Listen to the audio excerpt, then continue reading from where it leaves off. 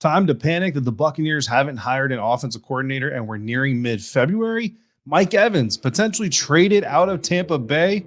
Scott Smith of Buccaneers.com is here to say no to both and a whole lot more on today's episode of Locked On Bucs. You are Locked On Buccaneers, your daily Tampa Bay Buccaneers podcast, part of the Locked On Podcast Network, your team every day.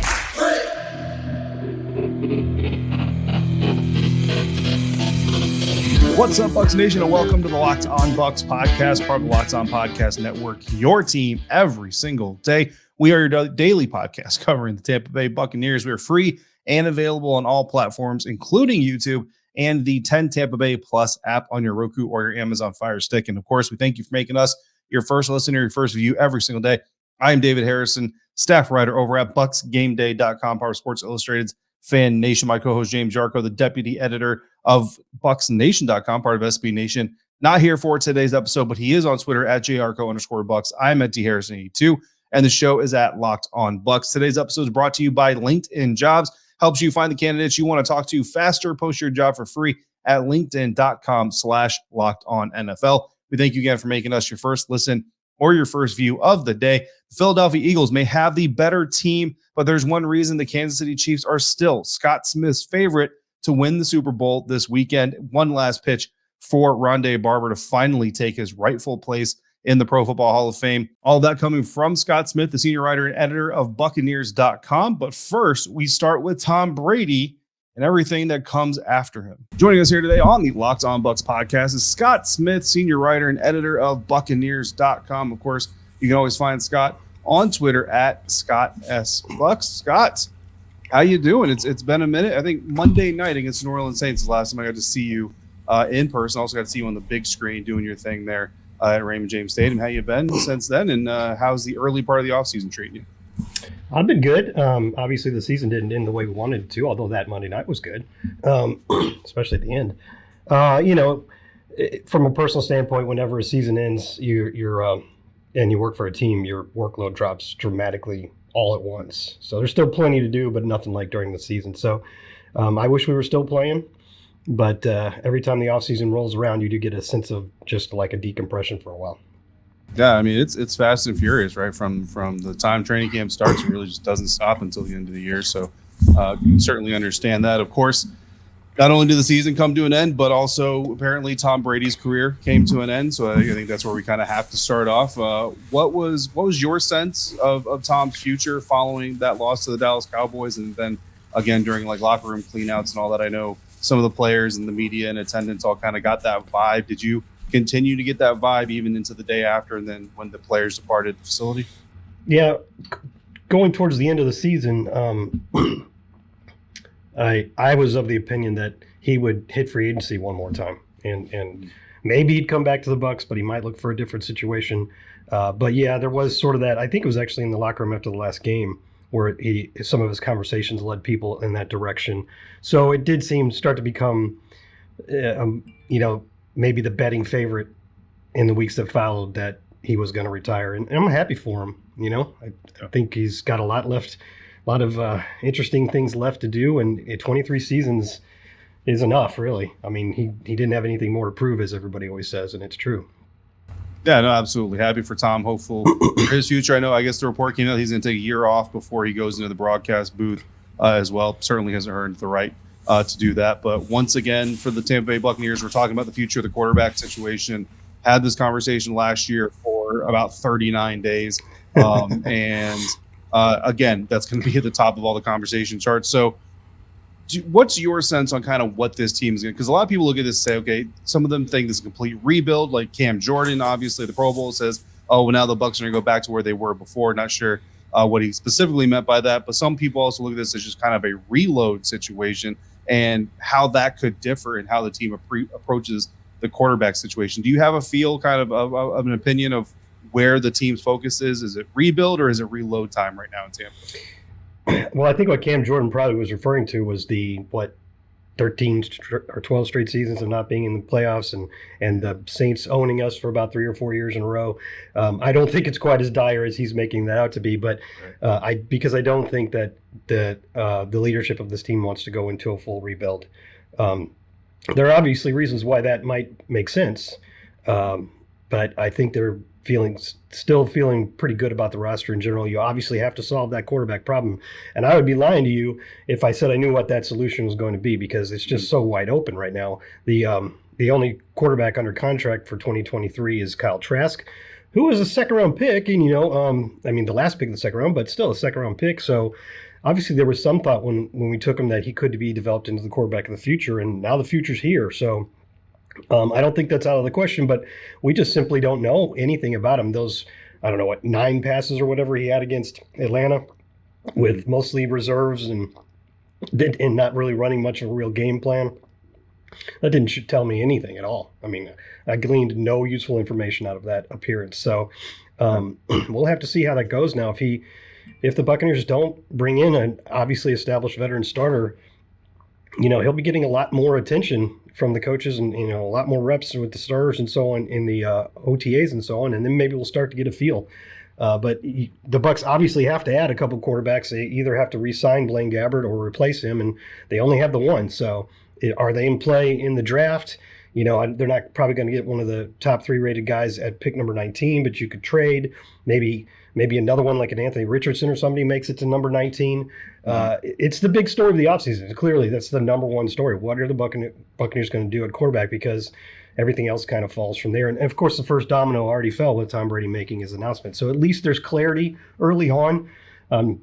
Last year with his decision to retire and he changed his mind, like you said, like 39 or 40 days later. It happened kind of right before free agency.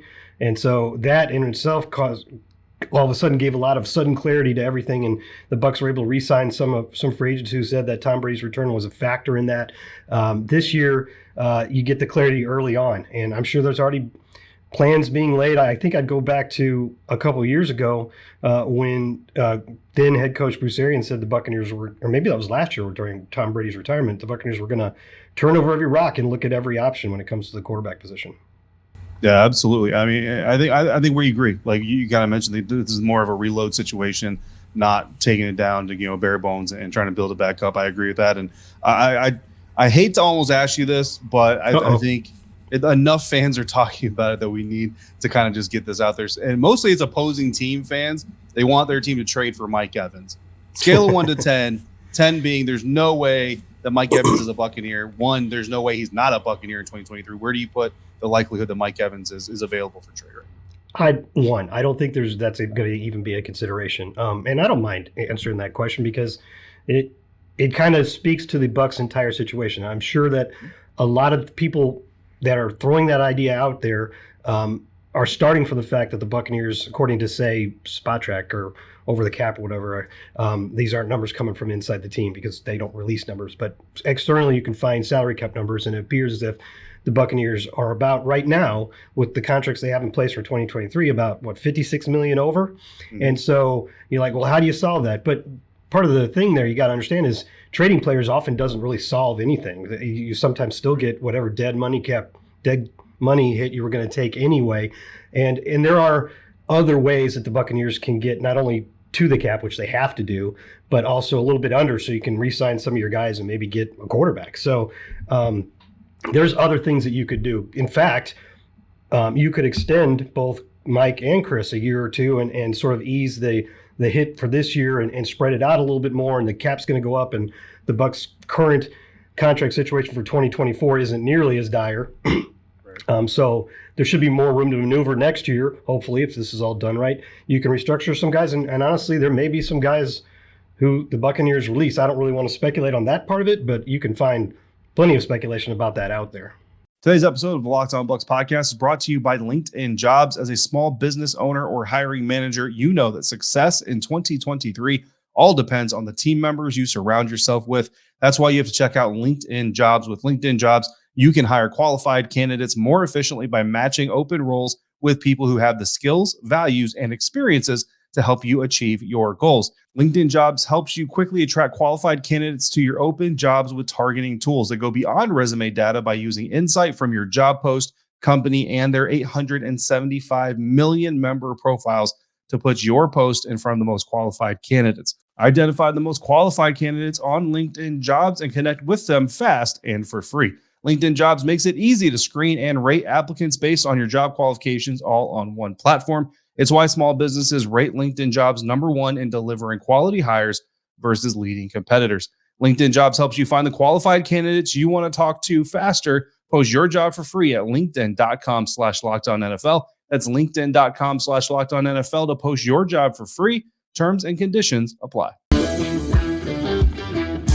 Thanks again, everybody, for making Locked On Bucs first listen or your first view every single day. Joined today by Scott Smith, senior writer and editor of Buccaneers.com. And Scott, we're lockstep, man. We're the reload and the salary cap is not a dire situation. Everybody thinks that there's no way Mike Evans is going anywhere. I'm going to clip that for when Locked On Ravens decides they want to have that conversation. I'll just send that out to them. You mentioned the salary cap. Let's flip back to the quarterback conversation, because again, it's gonna dominate everything until we know kind of a firm answer. There's a lot of rumored options, right? Derek Carr, who's actually visiting the New Orleans Saints, which is interesting, is a rumored or a potential option out there. Jimmy Garoppolo, of course, is a veteran that was talked about last year and then will be again this year. And you already mentioned Kyle Trask, and certainly the Gator fan contingent of Bucs fans would certainly like to see Kyle get his opportunity in the draft. I mean, Will Levis, maybe, I think out of the top three that you kind of mentioned, maybe Will Levis is most likely to slide a little bit. Anthony Richardson is a guy that many people expect might be available as well. Is there a quarterback? I know you can't predict what's going to happen, but is there a quarterback that you're kind of most intrigued about as an option for the Bucs next season? Oh, I don't know if there's one, but I would start the conversation there where you did with Derek Carr. It's funny because my first reaction to could the Bucs sign Derek Carr is, well, we just talked about them being $56 million over the salary cap. But you know who's the only team in a worse situation than the Bucs? And that's the Saints. And obviously, if the Saints are visiting with him, they're thinking there's a way that they can make it happen. So if they can make it happen, I assume there's some way that our salary cap whizzes could make it happen as well. But that's a lot of money to spend on a quarterback, because you've got Tom Brady with his dead cap hit, which was anticipated. And if the paperwork is processed the way that it could be, the Buccaneers can either choose to eat the whole $35 million cap hit this year or spread it between about 11 this year and 24 next year. And the decision on which way to do that probably will depend on how aggressively they want to go after some free agents, including a quarterback, because there is some value in just taking the whole hit this year and not having to worry about it next year if you can do the rest of your salary cap maneuvering without that. But if you wanted to be a little bit more aggressive, that's part of the move. But if you think about that, it's either $11 or $35 million basically committed to a quarterback who's no longer here, and then another $35-40 million for Derek Carr? That's an awful lot to spend on the quarterback position. So obviously, going back to your part about rebuild or reload, you better feel that you really do have everything else or most everything else in place to be a real contender to make a move like that. As for Will Levis, I'm personally of the opinion that, like most drafts, last year being the big exception, the quarterbacks rise. And I think all three of those guys are probably going in the top 10. Him and Young and CJ Stroud. Yeah, absolutely. I think that's a predominant thought. Talked to a scout in Mobile who said that he would like his team to take Anthony Richardson. That guy's team is in the top 10. I'm just going to leave it at that. Yeah, you go. That was an interesting conversation for me to have personally. I'm like, well, I was like, hey, you're smarter than I am. I got to go back and watch some stuff if that's what you're saying, because I'm not saying I think on my show. So I think one team that makes sense for Richardson is Detroit. That could be interesting. I know Jared Goff had a good enough season, but still a lot of people don't feel like he is the future. Well, yeah, that's definitely a team to watch. I mean, they made it work with Jared Goff, and they probably feel they can do so again in this season, and that gives them a little time, because obviously the thing on Richardson is that he's incredibly talented, but also not very experienced. So if you think if you think you can plug Bryce Young right in, you draft him. But if you think that you need a little time to develop Anthony Richardson, then it would make a lot of sense to go to a team, especially one that has 2 picks in the first round, that could develop him for a while and still be competitive with the guy that they have. Yeah, no, absolutely. I think that's the best route to go if you're looking at AR, honestly, in the draft. And I'll tell you, that scout did not work for a team that has a quarterback to bridge. Oh, okay, so okay. It's a little bit more interesting, okay. To be quite honest with you. Yeah, it was special. Of course, so quarterbacks are going to be huge. Obviously, we're going to continue to talk quarterbacks throughout the offseason. But the other position that's open for the Tampa Bay Buccaneers that everybody's talking about is also the offensive coordinator position after Byron left, which was let go at the end of the season. Scott, 3 years is a relatively short amount of time in your career, but also a good amount of time to get to know a person. So kind of what is your view of Byron as a coach, as a person, as a member of the organization, as he moves on to the next step of his coaching career? He was actually 4 years because he was the first year under that's right, Arians before Tom Brady got here. And that was a pretty prolific offense. And obviously with Jameis, we had turnover issues, but they did put up a lot of yards. And I think that's the first thing I would say about Byron is obviously the Bucs felt that there was a need for a change, and hopefully the offense can get back going in the right direction with whoever is leading it now. But let's not dismiss the 3 seasons of really good, especially the first two with Tom Brady, of really good production. I mean, over the 2021 seasons, the Buccaneers were the top scoring team in the league in those 2 seasons combined. Obviously, you had Tom Brady and a lot of talented players, but obviously the play calling was working. And, you had a lot of turnover this year. You had issues on the offensive line. You had Tom Brady getting rid of the ball very quickly. And I don't think that Byron Leftwich went directly from a guy that could lead the best offense in the league to a guy that's terrible. Yep. So I'm hoping he lands somewhere, gets another shot. But I do agree that it was pretty clearly time to move on. And it'll be very, very interesting because it's going to change everything. I mean, it could change the way you decide to go in this quarterback issue, depending upon who you bring in. And it's going to be fun, to be honest with you, to see whatever the new guy is, what does he lean on? What types of running? Does he like zone running? Does he like outside zone? Does he like duo? Does he take a lot of shots downfield? All that stuff. It's going to be very interesting. And obviously the Bucs are casting a wide net and doing their due diligence on this one because they've already interviewed 7 guys. And I think that process is going to heat up again really soon with another round of interviews, maybe another candidate or 2. So it's hard to predict who that'll be right now, but I think they're definitely doing their due diligence to make sure they get a guy that they think can really take this offense back up to another level. Yeah, absolutely. And I think, that's why I wanted to bring that question, because I think it's important for everybody to remember. And I actually fell into the trap that a lot of Bucs fans fall. Like, Byron Leftwich didn't start with Tom Brady, like you mentioned here in Tampa. So I'm glad you caught that. But, like you said, I go back and I say a lot of times to fans that, it takes a lot of talent to be bad in the National Football League. And to be a practice squad player, it takes a lot of skill. Just do that. So it takes a lot of talent to be a bad offense coordinator. And Byron wasn't necessarily always a bad offense coordinator. Reminds me of Ron Rivera. He was a defense coordinator, got fired from that position, went back to being a position coach for a little while, worked his way back up the ladder, head coach, took the Carolina Panthers to the Super Bowl. Now he's trying to resurrect things with the Washington Commanders. So, I mean, the story is not done on Byron Leftwich for sure, but there's a lot of interesting stories surrounding this offensive coordinator search. Todd Monken is one gentleman that you're obviously familiar with from his previous job with Tampa, maybe even outside of that. But is there a candidate? You mentioned the long list of candidates here. Dan Pitcher, I think, has become the Locked On Bucs favorite. Truth be told, a lot of that has to do with Joe Burrow, which I don't know how much of that is really fair because we're not on the inside of that situation either. But is there a guy you've been writing all these profiles as someone kind of stood out as like, oh, that's a really interesting candidate amongst the rest? Well, you started with Todd Monken, and here in the building, a lot of us who have been here for a number of years were very intrigued by that one because not only did we do some good things on offense during his tenure as the coordinator, but we all really like the guy. That's not the reason why he should be hired, but it's a guy that it's easy for us to root for, and all these guys, and it's a little bit of I don't know if risk is the right word, but it's a kind of a tough situation for me to put me into. To like endorse one or the other, because if we hire a different one, I don't want to start off on a bad foot with whoever we do hire. Absolutely. But I will admit to you that I also find Dan Pitcher interesting and expect there's a decent chance he gets another interview. And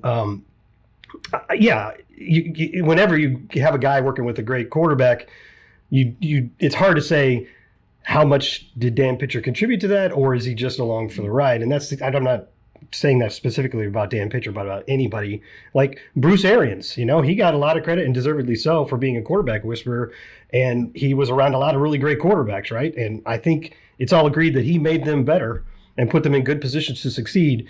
And I think you at least have to give the quarterback coach of any successful quarterback a little bit of a bump for that reason. He certainly isn't messing them up, that's for sure. So it's an intriguing one, but all of them have their strengths, and it'll be interesting to see where the Bucs land. Yeah, absolutely. And it's been great. I like to do my own research on these guys a little bit, go to their team sites, read their bios and stuff, but you've been doing a lot of great work diving into each of these candidates as well. It's been very interesting to kind of get to know some of these guys, at least from a service level, obviously, as they go through this process. Now, some Bucs fans, Scott, are a little bit worried about the fact that we're into mid-February. There's not an offense coordinator hired. I don't get the sense that I haven't seen Tampa Bay Times, Peter Report necessarily writing anything about a sense of urgency from like an emergency standpoint. But are you at all surprised that we're into mid-February? The combine's a couple weeks away and there's no offense coordinator finalized yet, or do you think it's not as big a deal as maybe some fans are feeling the pressure of? I'd say yes to both of those. I am a little bit surprised because it's February 8th, and I think these things usually come together a little quicker than that. But you're actually seeing a lot of that around the league. I don't think it's anything to worry about, to be honest with you. I think that they will probably get that decision in place pretty soon, but you don't want to rush into anything and then regret your decision. So I don't think it's anything to worry about at the moment. There's still plenty of time to hire that person and the other assistant coaching spots that need to be filled, get the whole coaching staff together and plan out for the beginning of the offseason with the players, which isn't until about mid-April. So you got a good amount of time there. Free agency doesn't start until March 15th. So more than a month there. I think I understand that when you get this new coaching staff set, that you're going to need some time for them all to, get together and plan and plan for the entire season and what they're going to do. So you do need some time, but I don't think we're running out of time at this point. Awesome. So a little bit of both. Kind of wanted to get it done, but it's not time to panic by any means. I will say there have been some hires, right? But none of the other OC hires around the league are from the pool of the candidates that the Buccaneers have so far interviewed. Now, I know Todd Monken has interviewed with the Ravens at least, and there's probably these guys may have interviewed elsewhere, but none of them have been hired away. So as to this point right now today, we haven't lost a candidate by not doing it yet. That's true. Very good point. Today's episode of Locked On Bucs is brought to you by FanDuel. This year, the only app you need at your Super Bowl party is FanDuel, America's #1 sportsbook. And if you're new to FanDuel, that's even better. They have so many great features that make betting on sports fun and easy. Download FanDuel now so you can bet Super Bowl 57 with a no-sweat first bet. You'll get up to $3,000 back in bonus bets if your bet doesn't win. FanDuel lets you bet on everything from the money line to point spreads to who will score a touchdown. The FanDuel Sportsbook app is safe, secure, and super easy to use. Best of all, you can get paid your winnings instantly. So the Philadelphia Eagles currently favored at 1.5 points against the Kansas City Chiefs in Super Bowl 57. If you want to take that action, you can do so up to $3,000 with no sweat. If you lose, you get that money back in free bets. You literally can't beat it. So join FanDuel today at FanDuel.com/lockedon to claim your no sweat first bet on Super Bowl 57. That's FanDuel.com/lockedon. Make every moment more with FanDuel, the official sportsbook of the National Football League. Find Scott Smith on Twitter at Scott S. Buck, senior writer and editor of Buccaneers.com. Scott, this episode is going to go up Wednesday evening on YouTube, Thursday morning on the audio feeds. But the majority of Bucs fans, regardless, are going to watch or listen to this on Thursday. And Thursday night is big. Maybe, hopefully, Ronde Barber. I have an autographed Ronde Barber football that one of my friends gave me as a retirement gift. I retired from the Army. It's going to go back here soon enough once I get this mess figured out. But hopefully Ronde Barber finally gets the knock on his door that so many Bucs fans and certainly media members feel like he deserves. We did a full-on episode trying to do our best.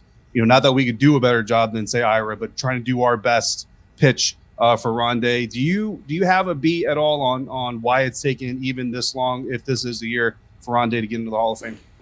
Yeah, and we got to hear Ira's pitch before he gave it.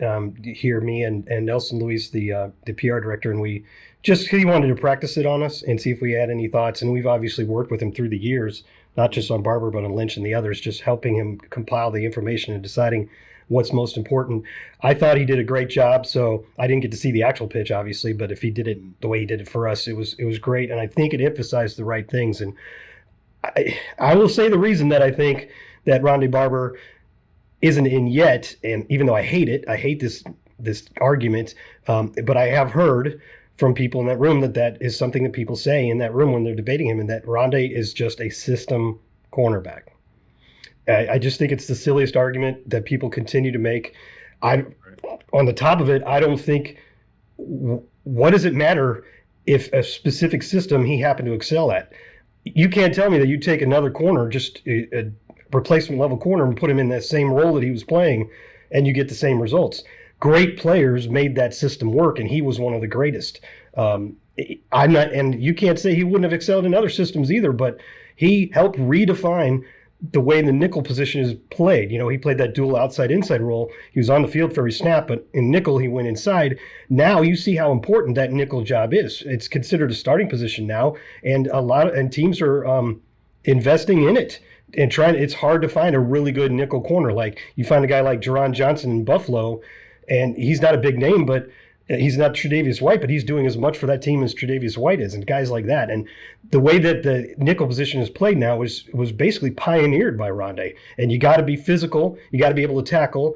If you can blitz well, that's a big, big help. And obviously, he was a fantastic blitzer. And you got to work in those spaces where it's tight, and having anticipation, which was one of Ronde's greatest assets, and his brain and his anticipation is so helpful in that spot to be able to generate so many turnovers. So I can't stand the system cornerback argument. I think it's easily debunked. And if that's the only thing you're resting a no on, I don't know how you can say no. To me, he ticks every box, every single box. He's got huge stats. He's got milestone type stats, like the only 40-25 guy and the most consecutive starts by a cornerback. And he's got basically the most tackles ever by a cornerback. He's got 14 non-offensive touchdowns, which is 4th all time. And he's got all the big stats. He's got the championship. He's got a signature play, that got the Bucs to the Super Bowl. And he's got unbelievable longevity, which in itself shouldn't get you in the Hall of Fame. But when you play 16 years at a high level, that should be a really big argument to me. So to me, he checks every box, and I'm really hoping this is the year. A couple of us in the office every year do our predictions of the 5 guys. Are written on the board right over there, and all 3 of us predicted Ronde. So we're pretty hopeful. I don't think there's too many. The problem oftentimes is, are there too many obvious first ballot guys that are new to the ballot? To me, Joe Thomas is one.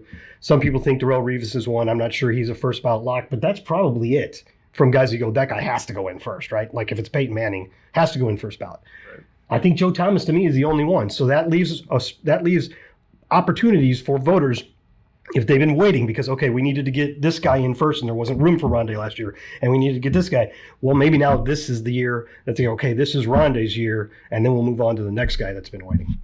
Yeah, absolutely. So I obviously agree with everything you said. Hopefully I was able to communicate that, and the voters finally, hopefully they're listening. You listed a lot of things, and all those things are obviously great, but you got to cover Ronde's career, and you got a viewpoint of that not a lot of people were able to get. So I kind of want to ask you, like, something like beyond all the, like, those things are amazing, and I don't want to detract from them at all, but is there anything even beyond that you remember fondly when you look back at Ronde's career, even if it's not on the field, but just in the building? Absolutely. I would say, and I'll preface this by saying, and I'm not just saying this because we're talking about him now, but Ronde Barber is my all-time favorite Buccaneer from a combination standpoint of his play and the guy that he is, and the relationships. I will say this about Ronde: not all guys are like this, and I'm not saying anything negative about any other players. And we've got a lot of great guys in our locker room. Ronde was a guy that treated everybody in the building the same way. So some guys are different towards their fellow players than they are to football staffers, or even if they're that way to football staffers, they're not the same to business staffers. Ronde was just as happy to go up to the second floor here and hang out in the and then back at the old place, and it was on the same floor, and hang out in the video room with those guys. Sometimes it's because he didn't really want to go in the open locker room the whole time, because he was a great interview, but he wouldn't do cliches. He would give you good, honest answers that weren't cliches. And when you kind of committed to doing that, you don't want to do a billion interviews, right? So, right. I would suspect there were times when he was limiting the number of interviews that he had to give, but he's just as happy hanging out in the video room with those guys as he is hanging out in the locker room with his teammates. So, absolutely wonderful guy. Another reason why I really hope this is the year for him. And if not, it better happen at some point. Right. Yeah, absolutely. Great insight on Ronde Barber. We're all pulling for him. So hopefully Ronde, is getting good news on Thursday. As like I said, the majority of people are listening or watching this episode. Of course, the play you referenced, Sean King actually was on the show recently, referenced the same play, shutting down the vet. Unfortunately, the Philadelphia Eagles are playing for the Super Bowl this weekend, and the Buccaneers are not. They're facing the I'll Chiefs. be rooting for the Chiefs. I was going to say, I know you can't bet, don't bet, but I don't. Yeah, I know you're rooting for the Chiefs. Do you see the Chiefs hoisting the Lombardi at the end, or do you think the Eagles have a shot at pulling this off? I was just listening to a podcast, and they made a good point in that if you look at, obviously Phillies, maybe they're the most talented team in the league, right? And how many sacks they have? Like 71, some just ridiculous number. Crazy. They're fantastic in the trenches on both sides. There's all kinds of reasons when you break this team down and break the matchup down and go, well, it's the Eagles, and that's why they're favored, because they can do it all. They can run on you. They're a great running team. Jalen Hurts had an awesome year, MVP candidate. But then you go, well, but the Chiefs have Patrick Mahomes, So that's like the whole other side of that argument. The Chiefs have Patrick Mahomes, and I don't want to vote against Patrick Mahomes. You're right, I can't bet, and I don't bet, but I am rooting for the Chiefs, and if I had to pick the winner right now, I would go with the Chiefs for that nebulous reason of just, hey, it's Patrick Mahomes, but also as great as the Eagles' defense has been, when they faced top offenses this year, they've actually given up a decent amount of points, like around 30 a game when they face really good offenses. I think they gave up 30-something to Aaron Rodgers, So that is a top offense in Kansas City simply because of Mahomes, but also Travis Kelce. And if their receivers can get it healthy in time, that the Eagles can't just bracket Travis Kelce all day, I just think somehow Mahomes and Kelce are going to pull that out. Also, the Chiefs' defense, I think, is a little bit underrated. I know they're kind of young at cornerback, but Chris Jones is a game wrecker, man. And if he goes on another tear like he did against Cincinnati, that could make it tough for the Eagles. So it's such a great match. All I want is a great game, because the two conference championship games weren't all that awesome. They were kind of boring. That's true, and and I think obviously the Niners had the injuries, and that's unfortunate. But I think you're right. I mean, I've been looking at this matchup because I've got some time. Fortunately, I am a gambler, and I will be gambling. But the Eagles, I mean, just their down linemen, 51 sacks. I think between just their down linemen, Hassan Reddick automatically adds in another 15 because that's not crazy enough. But then you go, but Pat. You go with Patrick Mahomes on the field, so it's insane. It's intense, and that offensive line in Kansas City is much better than the one that the Buccaneers were able to exploit to get the Super Bowl win. Right. But I agree with you. I think regardless, it's going to be a great game. If you believe the script conspiracies, 37-34 Philly is probably going to be the outcome. I don't know how much people should agree or should believe that. Sounds like it would be a fun game, at least 37-34. Yeah, absolutely. Yeah, that would be an electric Super Bowl. Always a great time speaking with you, Scott. Bucs fans, make sure you're finding Scott and his work on Buccaneers.com, of course, where he's senior writer and editor of your favorite team's website. So make sure you're supporting that. Also on Twitter at Scott S. Bucks. Make sure you're also checking out Brianna's Blitz, great article series going on there. Mock drafts, Senior Bowl reactions, a combine coverage is coming up. League meetings. I mean, it's never a quiet day in the National Football League, really. And Scott Smith, you've always been a good friend of the show, always a great source of information from inside the Bucs organizations for fans. Scott, we thank you for your time, and always appreciate your time. But thank you, I appreciate it too, and I'll work on getting this lighting better for the next one.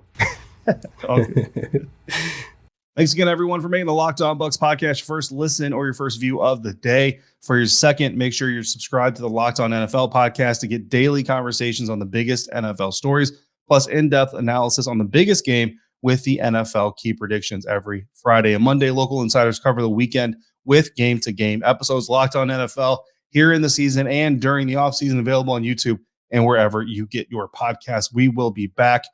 If you've got reactions to today's conversation, additional questions or subjects you want to discuss, if you hear anybody else from another fan base saying that their team's going to trade for Mike Evans, you can tell them that Scott Smith of Buccaneers.com told you that is absolutely not going to happen. Send in your comments and your questions, your mock drafts, if you've got them, send to LockedOnBucsPodcast@gmail.com or hit us up in the DMs at LockedOnBucs on Twitter.